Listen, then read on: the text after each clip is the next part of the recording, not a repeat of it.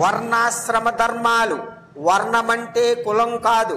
నాడు పురాణ కాలములో సమాజాన్ని నడిపించిన వర్ణానికి నేడు కలికాలములో రాజకీయాలను శాసిస్తున్న కులానికి పోలిక లేదు. ఎవరైనా పేర్లను బట్టి భ్రమపడినా అది ఆస్తిమ సకాంతరమే. వర్ణమనగా వృత్తి అంతే. వృత్తులను బట్టి ఆర్యావర్తములో బ్రాహ్మణ, క్షత్రియ, వైశ్య, శూద్రవర్ణాలు ఏర్పడినాయి. సృష్టి స్థితి లయకారకులైన దేవతల భక్తి విషయములో భేదాలు లేవు. ఎవరి పూజలు వారు చేసుకోవచ్చు. హరి అన్ని వర్ణాలకి హరియే. ధర్మాలు వేరు. యజన, యాజన, దాన, ప్రతిగ్రహ, అధ్యయన, అధ్యాపన ఈ 6 కర్మలు బ్రాహ్మణ ధర్మాలు. దానము, అధ్యయనము, యజ్ఞము ఇవి క్షత్రియులకు వైశ్యులకు కూడా సమాన ధర్మాలు, సాధారణ కర్తవ్యాలు. ఇవి కాక పరిపాలన, దండన. క్షత్రియులకు వ్యవసాయం అంటే పొలాల సేద్యం మాత్రమే కాదు, వ్యాపారం కూడా. వైశ్యులకు విద్యుక్త ధర్మాలు. పై 3 వర్ణాల వారిని సేవించుట శూద్రుల ధర్మము. శిల్ప, రచన, పాకయజ్ఞ సంస్థల నిర్వహణ కూడా శూద్రులు చేయాల్సిన పనులే. ఇవి వర్ణ ధర్మాలు. ఇక ఆశ్రమ ధర్మాలలో బ్రహ్మచర్యాశ్రమాన్ని జీవితపు తొలినాళ్లలో అందరూ పాటించాలి. భిక్షాచరణ, గురు శుశ్రూష, స్వాధ్యాయము, సంధ్యావందనము, అగ్నికార్యము ఇవి బ్రహ్మచారుల ధర్మములు. బ్రహ్మచారులలో 2 రకాల వారుంటారు. మొదటి రకం ఉపకుర్వాణులు, అంటే శాస్త్రోక్తముగా వేదాదులను ఇతర విద్యలను అధ్యయనం చేసి స్నాతకులై గురుకులాన్ని వీడి జనారణ్యములోకి పోయి గృహస్థులయ్యేవారు. రెండవ విధం నైష్టికులు, అంటే స్నాతకులైన తరువాత కూడా గురుకులములోనే ఉండి చదువుతూ ఆ చదువునే బోధిస్తూ బ్రహ్మజ్ఞాన తత్పరులై సాధకులై మృత్యు పర్యంతము గురుకులములో ఉండిపోయేవారు. అగ్ని కార్యము, అతిథి సేవ, యజ్ఞ, దాన, దేవతార్చనలు ఇవి గృహస్థుల సంసిక్త ధర్మాలు. గృహస్థులలో సాధకులని ఉదాసీనులని 2 ప్రకారాల వారుంటారు. తన పరివారం యొక్క భరణ పోషణలలోనే మగ్నుడై ఉండేవాడు సాధకుడు. పితృ, దేవ, ఋషి రుణాలను తీర్చుకుని ఏకాకిగా ధర్మాచరణ చేస్తూ గృహస్థుడుగా జీవించేవాడు ఉదాసీన గృహస్థు. వీనిని మోక్షకుడంటారు. ఇక వానప్రస్థం, బాధ్యతలన్నీ తీరిన వారి స్థాయి ఇది. ఈ దశలో భూశయనం, ఫల, మూల, ఆహారం, వేదాధ్యయనం, తపస్సు, తన సంపత్తిని తన వారికి యథోచితముగా పంచి ఇచ్చుట ధర్మాలు. అరణ్యములో తపస్సు చేసుకుంటూ దేవార్చన, ఆహుతి ప్రధానం గావిస్తూ స్వాధ్యాయాన్ని ఇష్టముగా చేస్తూ ఉండే వానప్రస్థి తాపసోత్తమునిగా పరిగణింపబడతాడు. తపస్సు ద్వారా శరీరాన్ని సృష్టింపజేసి నిరంతరం భగవద్ధ్యానములో ఉండే వానప్రస్థి చివరి కాలములో సన్యాసిగా గౌరవింపబడతాడు. వానప్రస్థి సన్యాసిగా మారి తనువు చాలిస్తాడు. సన్యాశ్రమం వేరు. భిక్షుక వృత్తి ద్వారానే జీవిస్తూ నిత్యం యోగాభ్యాసనకారక్తుడై బ్రహ్మ ప్రాప్తి కోసమే ప్రయాసపడుతూ జితేంద్రియుడే జీవించువానిని పారమేష్టిక సన్యాసి అంటాడు. ఎల్లప్పుడూ ఆత్మతత్వానుసంధానం పైననే ప్రేమను చూపిస్తూ నిత్య తృప్తులై సంయమ నియమాలతో జీవిస్తూ మహామునులుగా, యోగులుగా ప్రతిష్ఠితులైన సన్యాసులను భిక్షు శబ్దముతో గౌరవిస్తారు. భిక్షాచరణము, వేదాధ్యయనము, మౌనావలంబనము, తపము, ధ్యానము, సమ్యక్ జ్ఞానము, వైరాగ్యము ఇవి సన్యాసాశ్రమి యొక్క సామాన్య ధర్మాలు. జ్ఞాన సన్యాసులని, వేద సన్యాసులని, కర్మ సన్యాసులని, పారమేష్టిక సన్యాసులు మువ్విధాలు. అలాగే యోగులలో కూడా ప్రారంభి, భౌతిక, అంత్యాశ్రమి స్థాయిలున్నాయి. వీరందరికీ ఆరాధ్యము, ఆశ్రయము ఒకటే, యోగమూర్తి స్వరూపుడైన పరమాత్మ. మానవులకు ధర్మం ద్వారానే మోక్షం ప్రాప్తిస్తోంది. అర్థం వల్ల కామమనే పురుషార్థం సిద్ధిస్తోంది. ప్రవృత్తి నివృత్తి అని 2 విధాల కర్మలు వేదములో చెప్పబడ్డాయి. వేద శాస్త్రానుసారము అగ్ని మున్నగు దేవతలను గురు విప్రాదులను ప్రసన్నం చేసుకోవటానికి చేయబడు కర్మలు ప్రవృత్తి కర్మలు కాగా, విధి పూర్వక కర్మానుష్ఠానం ద్వారా చిత్తశుద్ధిని ఆత్మజ్ఞానాన్ని కలిగింపజేసేవి నివృత్తి కర్మలు. క్షమ, ధమ, దయ, దాన, నిర్లోభత, స్వాధ్యాయ, సరళత, అనసూయత, తీర్థానుసరణ, సత్య, సంతోష, ఆస్తిక్య, ఇంద్రియ నిగ్రహ, దేవార్చనలు, మరీ ముఖ్యముగా బ్రాహ్మణ పూజనం, అహింస, ప్రియవాదిత, అరూక్షత, అపయశూన్యం, దజ్జ, ఈ గుణాలన్నీ అన్ని ఆశ్రమాలలోనూ అందరికీ సామాన్య ధర్మాలు. క్షమాధమో దయాధాన మలోభోభ్యాస ఏవచ ఆర్జవంచాన సూయాచ తీర్థానుశరణం తథా సత్యం సంతోష ఆస్తిక్యం తథా చేంద్రియ నిగ్రహ దేవతాభ్యర్చనం పూజ బ్రాహ్మణానాం విశేషతః అహింసా ప్రియవాదిత్య మపయశూన్యమరూక్షత ఏతే ఆశ్రమికా ధర్మ చాతుర్వర్ణ్య బ్రవీమ్యతః. ఇప్పుడు ఈ చతుర్వర్ణాల వారు చేరుకునే ఉత్తమ గతులను వినండి. వేద విహిత కర్మలన్నిటినీ ఆచరిస్తూ జీవించిన బ్రాహ్మణులు ప్రాజాపాత్య లోక ప్రాప్తి నొందుతారు. యుద్ధములో పారిపోకుండా తమ ధర్మాలను పాటించిన క్షత్రియులు ఇంద్రస్థానాన్ని పొందగలరు. నిత్యము తమ ధర్మములో రతులై జీవించిన వైశ్యులు మరుద్దేవతల లోకాన్ని పొందుతారు. తమ వృత్తిని ప్రాణ సమానముగా ప్రేమించి జీవించిన శూద్రులకు గంధర్వలోకం ప్రాప్తిస్తోంది. ఊర్ధ్వరేతస్థులై బ్రహ్మనిష్టలోనే మొత్తం జీవితాన్ని గడిపి 100 ఏళ్ల తపస్సు ద్వారా బ్రహ్మలోకములో ఒక ఉత్తమ స్థానాన్ని పొందిన ఋషులు 88,000 మంది మన భారతీయ పరంపరలో ఉన్నారు. ఆ స్థానమే గురుకుల నివాసి అయిన బ్రహ్మచారికి లభిస్తోంది. వానప్రస్థి దేహాంతములో సప్తర్షి లోకాన్ని చేరుకుంటాడు. సన్యాసికి మోక్షం లభిస్తోంది. పునర్జన్మ ఉండదు. ఆ మోక్ష పదం పరబ్రహ్మ యోమమని, ఈశ్వర సంబంధి పరమానంద నిలయమని, అమృత స్థానమని చెప్పబడింది. ఇదే ముక్తి పదం.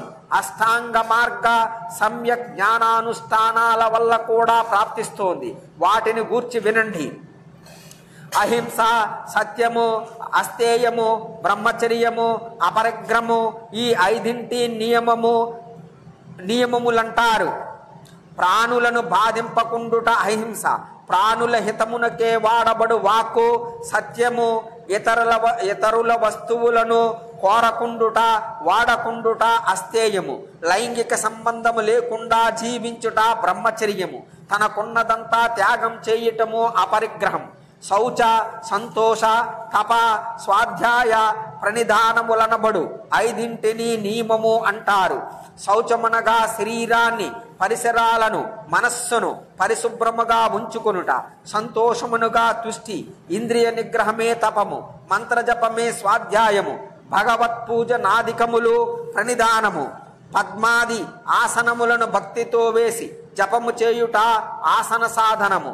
వాయువుని నిరోధించి క్రమబద్ధీకరించబడటం ప్రాణాయామం. మంత్రోచ్చారణ చేస్తూ దేవధ్యానములో ఉండి చేసే ప్రాణాయామాన్ని సగర్భ ప్రాణాయామమంటారు. అమంత్రక ప్రాణాయామాన్ని అగర్భ ప్రాణాయామమంటారు. వీటిలో మరలా వాయువును లోపలికి పీల్చి అలాగే ఉండిపోవటాన్ని పూరకమని, వాయువును పీల్చుట నాపి దేహాన్ని, ఇంద్రియాలను స్థిరముగా ఉంచటం కుంభకమని, అంతవరకు లోపల ఆపిన వాయువును మెల్లమెల్లగా బయటకు వదులుట రేచకమని వ్యవహరింపబడుతున్నాయి. ప్రణవ ఓంకార జప ప్రక్రియలో మాత్ర అంటే రెప్పపాటు కాలముకి విశేష మహత్యముంది. ఆ మాత్రానుసారము 12 మార్లు ప్రణవ జపముతో చేసే ప్రాణాయామాన్ని ద్వాదశ మాత్రిక అని, 24 మార్లు చేస్తే 24 మాంత్రిక అని, అదే 36 పర్యాయములైతే షట్ త్రింసన్మాత్రిక అని అంటారు. ఈ యామాల్లోనే నిరోధం, ప్రత్యాహారం, బ్రహ్మచింతన, ధ్యానం, మనోధైర్యం, ధారణ ఇవి పారిభాషిక పదాలు. అహం బ్రహ్మ, నేను బ్రహ్మను అని అభేద జ్ఞానముతో బ్రహ్మరూపములో ప్రవేశించి నిలిచిపోవటమే సమాధి. తరువాత ఆనంద స్వరూపుడైన పరమాత్మను తత్వమసి అను శృతి ద్వారా తెలుసుకోవటమే బ్రహ్మానందము. నేను అశరీరిని, ఇంద్రియాతీతుడను, మనోబుద్ధి అహంకారాల నుండి జాగృతుడను, జాగ్రత్త స్వప్న సుషుప్తాది అవస్థల నుండి ముక్తుడను. బ్రహ్మ యొక్క తేజస్వరూపమేదైతే ఉందో అదే నేను. నిత్య, శుద్ధ, బుద్ధ, ముక్త, సత్య, ఆనంద స్వరూప, అద్వయ అనే లక్షణాలున్న ఆదిత్య పురుషుడు, పూర్ణ పురుషుడు నేనే అని భావించుకుంటూ సమాధి నుండి ఆత్మ విడిబడి ఊర్ధ్వలోకాలకు పోయి బ్రహ్మలోకములో నిలిచిపోతుంది. ఆ వ్యక్తి ముక్తిని పొందడని అర్థం. ఇది తపస్సు. నిత్య కర్మలు, అశౌచాలు, శాస్త్రవిహితమైన ప్రతిదిన కర్మలను శ్రద్ధగా చేయువారికి దివ్య జ్ఞానం ప్రాప్తిస్తోంది. కాబట్టి ప్రతి మానవుడు బ్రాహ్మీ ముహూర్తములోనే మేలుకొని ధర్మార్థ చింతన చేయాలి. విద్వాంసుడైన పురుషుడు ఉసక్కాలం కాగానే సర్వప్రథమముగా తన హృదయ కమలములోనే నెలకొని ఉన్న ఆనంద స్వరూపే అజరామరుడు సనాతన పురుషుడునగు విష్ణు భగవానిని ధ్యానించాలి. తరువాత యథావిధిగా శౌచాది క్రియలను చేసుకుని పవిత్ర నదిలో స్నానము చేయాలి. ప్రాతకాలములో పవిత్ర స్నానం చేసే వారి పాపాలన్నీ నశిస్తాయి. ఈ స్నానము లౌకిక, పారలౌకిక ఫలాలు రెండింటినీ ప్రాప్తింపజేస్తుంది. రాత్రి సుఖముగా నిద్రించే వారికి తెలియకుండానే కొన్ని అపవిత్రతలు, అశుచులు కలుగుతాయి. అందుచేత పొద్దున్నే స్నానము చేశాకనే సంధ్యావందనాది ధార్మిక కృత్యాలను మొదలెట్టాలి. స్నానం పాతకాలములోనే చేయటం వల్ల అలక్ష్మి, సమస్త విఘ్న అనిష్టకారిణి అయిన కాలకర్ణియను శక్తి, దుస్వప్న కారణముగా కలిగే చింతలు, పాపాలు కడుక్కుపోతాయి. నిజానికి స్నానము లేని కార్యమేది ప్రశస్తము కాదు. అసక్తులు తలపై నీరు పోసుకోకుండానే స్నానం చేయవచ్చు, లేదా తడిగుడ్డతో శరీరాన్ని తుడుచుకోవచ్చు. దీనిని కాయిక స్నానం అంటారు. బ్రాహ్మ, ఆగ్నేయ, వాయవ్య, దివ్య, వారుణ, యౌగిక భేదములతో స్నానములారు రకములు. ఏది చేయటానికి తనకధికారముందో దాన్ని మానవులు చేయాలి. మంత్రసహితముగా చేసి కుశదర్భల ద్వారా నీటి బిందువులను తొలగించుకునేది బ్రాహ్మణ స్నానము. శిరస్సు నుండి సిరిపాదము దాకా యథావిధానముగా భస్మముతో అన్ని అంగాలను మెత్తుకునేది ఆగ్నేయ స్నానం. ఇలాగే గోధూలిచే మొత్తం శరీరాన్ని పవిత్రం చేసుకునేది వాయువ్య స్నానం. ఇది ఉత్తమ స్నానముగా పరిగణింపబడుతోంది. ఎండ ఉండగానే వర్షం కురిస్తే ఆ నీటిలో చేయగలిగే అరుదైన స్నానం దివ్య స్నానం. సాధారణ జలాలతో చేసేది వారుణ స్నానం. యోగం ద్వారా హరి యొక్క చింతనం చేయటం యౌగిక స్నానం.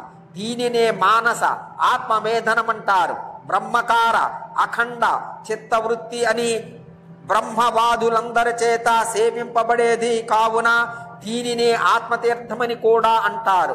తీర్థమంటే స్నానమని అర్థముంది. స్నానానికి పూర్వం పాలుగారే చెట్టు నుండి గాని, మాలతి, ఉత్తరేను, మారేడు, గన్నేరు కర్ర నుండి గాని తీసిన పలుదోము ముళ్ళతో ఉత్తరం వైపు గాని తూర్పు వైపు గాని తిరిగి పవిత్ర స్థనములో కూర్చుని పళ్ళు తోముకోవాలి. ఆ తరువాత ఆ పుల్లను శుభ్రముగా కడిగి పవిత్ర స్థానములో పారవేయాలి. తరువాత స్నానము చేసి దేవతలకు, ఋషులకు, పితృగణాలకు విద్యుక్తముగా తర్పణాలివ్వాలి.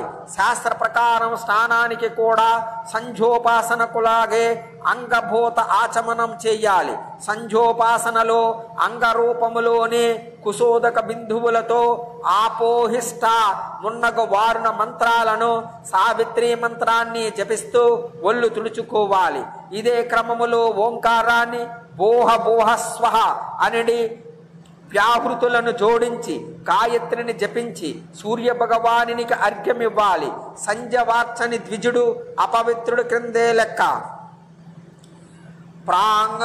ప్రాంగ్ముఖం సతతం విప్రః సంధ్యోపాసనమాచరేత్.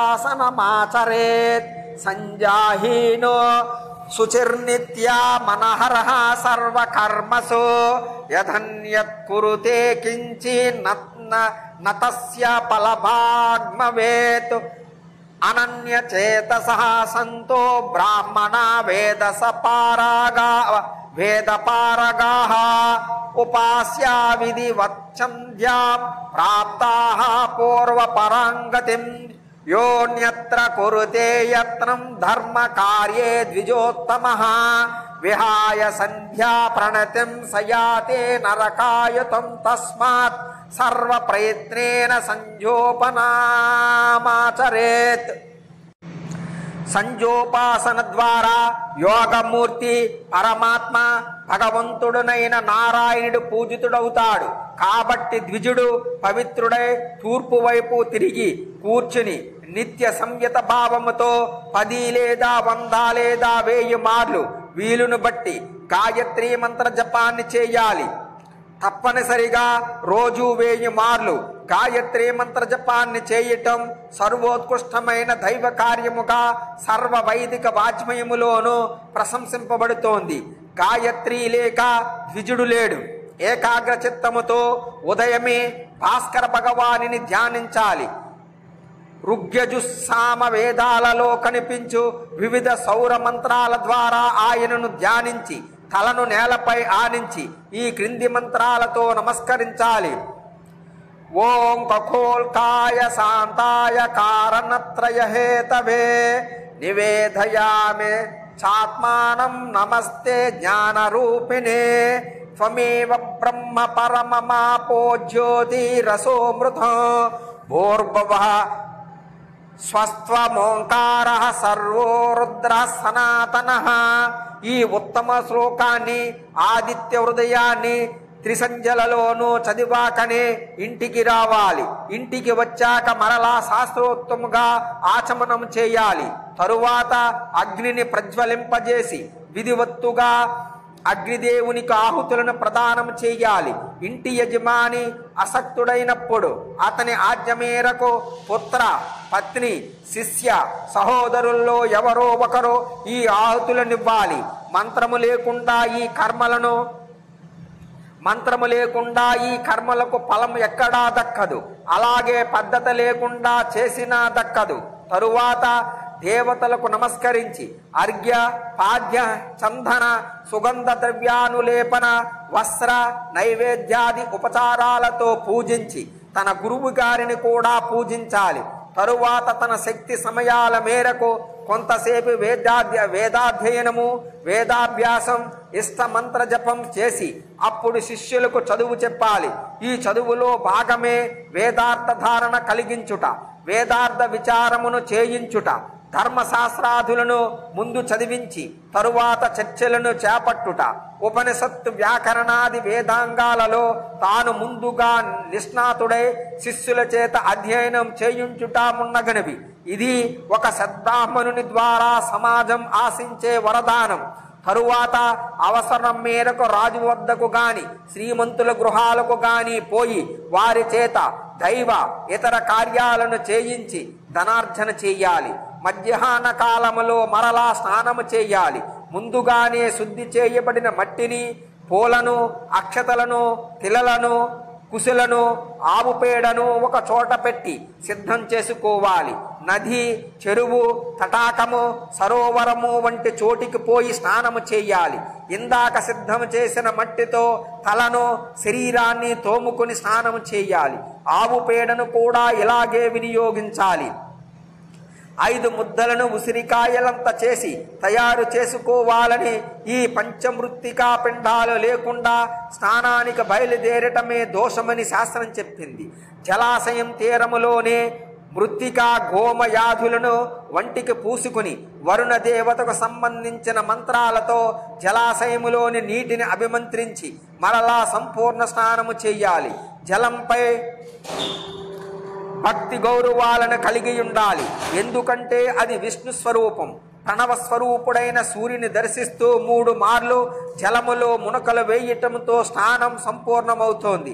తదనంతరం ఆచమనము చేసి మిగతా మంత్రాలను చదవాలి. ముందుగా ఆచమనము చేస్తూ ఈ మంత్రాన్ని చదవాలి. అంతఃచరసి భూతేషు గృహాయాం విశ్వతో ముఖః త్వం యజ్ఞస్త్వం వసత్కార ఆపో జ్యోతిరసో మృత. ద్రుపదాధివా అనే మంత్రాన్ని పూర్తిగా 3 సార్లు జపించి ప్రణవ వ్యాహృతులతో సావిత్రి మంత్రాన్ని 3 మార్లు ఉచ్చరించాలి. విద్వాంసులు అఘమర్షణ మంత్రాలను కూడా చదవాలి. అనంతరం ఓం ఆపోహిష్టామయో భువః ఇదమాపః ప్రవహత అనే మంత్రాలను వ్యాహృతులను పఠిస్తూ శరీరాన్ని తుడుచుకోవాలి. మరలా ఆపోహిష్ట ఇత్యాది మంత్రాలను అఘమర్షణ మంత్రాలను 3 మార్లు జపించడం ద్వారా అఘమర్షణ విధిని పూర్తి చేయాలి. పిమ్మట ద్రుపదాధివా లేదా గాయత్రి లేదా తద్విష్ణోహ పరమం పదం మున్నగు మంత్రాలను చదవాలి. ఓంకారాన్ని పలుమార్లు ఉచ్చరిస్తూ శ్రీహరిని స్మరించాలి. అఘమర్షణ మంత్రాలను చదువుతున్నప్పుడు దోసిట్లో నీటి నుంచుకుని చివర్లో దానిని తలపై జల్లుకుంటే పాతకాలన్నీ పారిపోతాయి. సంధ్యోపాసన ముగియగానే ఆచమనము చేసి పరమేశ్వరుని స్తుతించాలి. పుష్పాంజలిని తలపై పెట్టుకుని సూర్య భగవానుని తలచుకుంటూ మంత్రం చదివి నీటిలో వదిలివేయాలి. ఉదయిస్తున్న సూర్యుని చూడరాదు. విశేష ముద్ర ద్వారానే ఆయనను దర్శించాలి. ఓం ఉదుత్యం చైత్రం తక్షక్షు ఓం హం సహ సుశిసద్ అనే మంత్రాలను, సావిత్రి మంత్రాన్ని, సూర్య సంబంధ వైదిక మంత్రాలను సూర్యునుద్దేశించి చదవాలి. తరువాత పూర్వాగ్ర కుశాసనముపై కూర్చుని సూర్యుని దర్శిస్తూ స్ఫటిక రుద్రాక్ష లేదా పుత్రజీవ రుండమాలను తిప్పుతూ విధిహితముగా మంత్రం జపించాలి. శక్తి గలవారు తడిబట్టలతో జలాశయ మధ్యములో మొలలోతులా నిలబడి ఈ మంత్ర జపాలన్నీ చేసుకోవాలి. లేనివారు పొడిబట్టలు కట్టుకొని పవిత్ర స్థలములో కుశాసనముపై కూర్చుని చేసుకోవచ్చు. జపానంతరం ప్రదక్షిణ చేసి భూమిపై సాష్టాంగపడి సూర్యునికి నమస్కరించి లేచి ఆచమనము చేసి తన శాఖానుసారము స్వాధ్యాయము చేసుకోవాలి. తరువాత దేవతలకు, ఋషులకు, పితరులకు తర్పణలివ్వాలి. మంత్ర ప్రారంభములో ఓంకారాన్ని, చివర్లో నమఃను ప్రయోగిస్తూ ప్రత్యేక దేవ, ఋషి, పితృగణాలకు తర్పణలిస్తూ ఉన్నాను అని శబ్దిస్తూ ఇవ్వాలి. క్రమముగా జంధ్యాన్ని ఉపవీతి, నివీతి, ప్రాచీన వీతి దశలలోకి మార్చుకోవటం మర్చిపోరాదు. క్రోధాదులను మనసులోకి రానియకుండా పుష్పాలను పట్టుకుని పురుష సూక్తాన్ని చదివి వాటిని భగవంతునికి సమర్పించాలి. సమస్త దేవతలు జలములో వ్యాపించి ఉంటారు కాబట్టి జలం ద్వారా వారందరూ పూజింపబడతారు.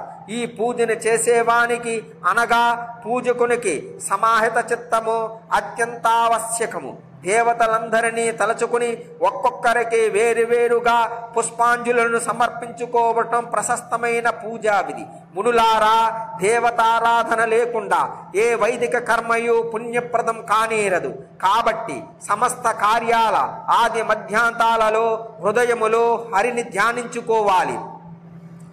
ఓం తద్విష్టోరితి అనే మంత్రాన్ని, పురుష సూక్తాన్ని మనసులో అనుకుంటూనే ఉండాలి. శరణాగతి చేస్తూనే ఉండాలి.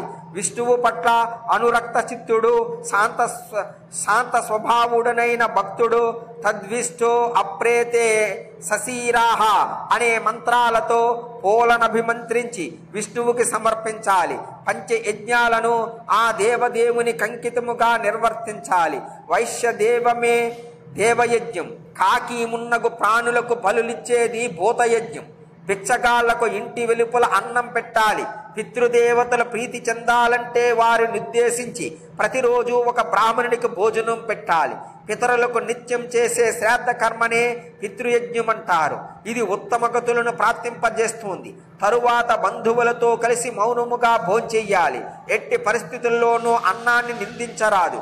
మునులారా, ఈ పంచయజ్ఞాలు చేయకుండా అన్నం తినేసి మూఢాత్ముడు వచ్చే జన్మలో పక్షి కడుపున పుడతాడు. ప్రతిదినము యథాశక్తి వేదాభ్యాసము పంచయజ్ఞాలు చేసేవారి పాపాలన్నీ శీఘ్రమే పటాపంచలవుతాయి. మోహం వల్ల గాని బద్ధకం చేత గాని దేవార్చన చేయకుండానే అన్నం తినేసేవాడు కష్టదాయకమైన నరకములో పడి ఆ తరువాత పంది కడుపున పుడతాడు. ఇక అశౌచమనగా అపవిత్రము నిత్య పాపవర్ధకము. అపవిత్ర వ్యక్తులో సంసర్గం అశౌచాన్ని తెస్తోంది. వారిని త్యజిస్తే మానవుడు పవిత్రుడవుతాడు. విద్వాంసులైన బ్రాహ్మణులు మైలపట్టిన